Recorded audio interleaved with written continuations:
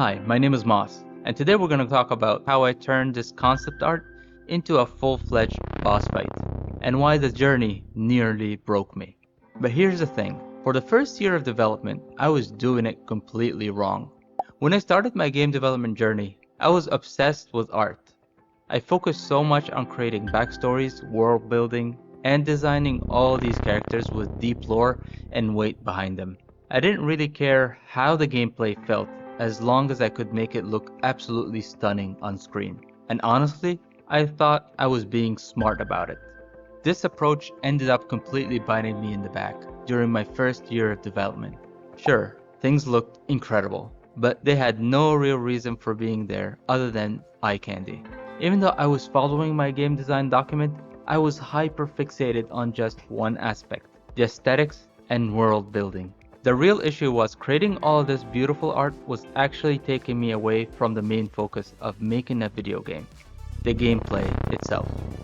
We've all been there. You're working on something completely in the zone and then boom, a few months have passed and you have nothing to show for it. And that's exactly what happened when you create a bunch of assets but have no code to back them up. It's like building a car with no engine. It just sits there in your garage looking amazing but it can't go anywhere. Here's the flip side. Creating a bunch of code with no assets is just as useless. So how do you find the balance between all of this? And I'm not gonna lie, it took me way too long to get out of that cycle. I would literally rather spend hours drawing than coding, because drawing felt safe, familiar, and immediately rewarding. And I can even use it to make YouTube videos, and it was so easy. And it took me a while to realize that I wasn't just hurting my progress with the game, I was hurting myself by not learning to do it the right way. But something we can all agree on, when you're working on a personal project, you naturally tend to lean towards your comfort zone. And it feels safe, it feels great, but it also gives you the same results every single time. And if you're like me and you're not usually satisfied with those results, it's time to take action and think outside of the box. And when I finally recognized that I was stuck in that pattern, I made a drastic decision. I let go of game development altogether to reset my mind, and I worked on a completely different side projects just to get my creative blood pumping in a new direction. And when I came back, I was focused solely on coding first, and only working on assets after the code was complete. This shift helped me feel a genuine sense of progress for the first time in months. For example, I would code the slam attack for this boss, and then I would draw the animation right after the code was ready and tested. It felt like climbing the stairs and taking one baby step at a time, instead of trying to batch my whole process. And this is what happens when you start challenging yourself to get out of that comfort zone. You start experiencing everything differently. And this is so true when you take breaks in between your work sessions. Not only does it work, even though it sounds completely counterintuitive, it resets something in your brain where you see problems with fresh new eyes. For example, I was recently reviewing some code I wrote during the first few months with GameMaker, and I discovered something embarrassing. I was calling the collision detection not once, not twice, but 3 times in the same script. Why? Call it inexperience? Or maybe I was just copy-pasting without thinking. Honestly, who doesn't do that? But I realized that I was throwing solutions at a problem to get the game barely functioning. And I started writing in more constructive ways to get the code to work for me. And I still have a massive list to just get this game off of the ground.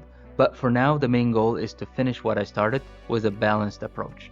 Now, I wanted to work on my next boss, based on the concept art that I'd drawn over a year ago. And a story without any major spoilers is that you're heading to the underworld. And before you can enter, you have to face the Keeper. It's one of the 4 horsemen that protects the dimensional fabric between the upper and lower worlds. And you have 2 choices. Either you bargain your way, or kick down the door with guns blazing. And I created this concept early in development to get a clear idea to define the main characters and bosses, and understand the entire communication tree between the story elements. And right off the bat, it's absolutely crucial to keep the final result as close to your concept art as possible, especially when you're working with animation and multiple phases. And I also had a plan for all the moves that I wanted the boss to execute. They had to make sense within the game world. This became one of the biggest bosses I have ever created, and even though the original concept art was more modest, it made perfect sense to me that it could start small, then when it enters fight mode, it kicks into phase 2 by defending the passage to the underworld by any means necessary. And since this is a god-sized boss, I needed it to act like one. Summoning giant laser beams and slapping the player around become an absolute requirement. So I got to work right away on creating these moves. And this is how it all looks like.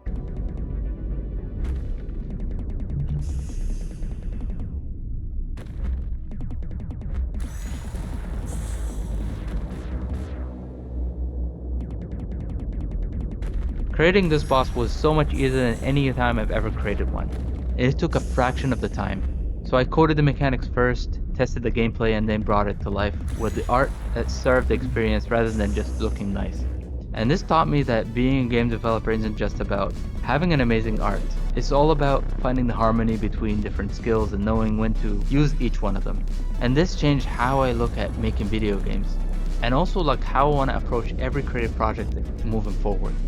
What about you? Have you gotten stuck focusing so much on one aspect on your project? Let me know in the comments. Thank you so much for watching. If you made it this far and you're interested in optimizing things and becoming better, I've created a new Discord server for like-minded people who wants to take this journey to the next level, and you can find it in the links below. If you enjoyed this video, please leave it a like and a comment. It will really help me with the algorithm and help the channel grow. If you enjoyed this video, you'll enjoy this video as well. Thank you so much, and remember, just take it one day at a time, and I'll see you in the next video.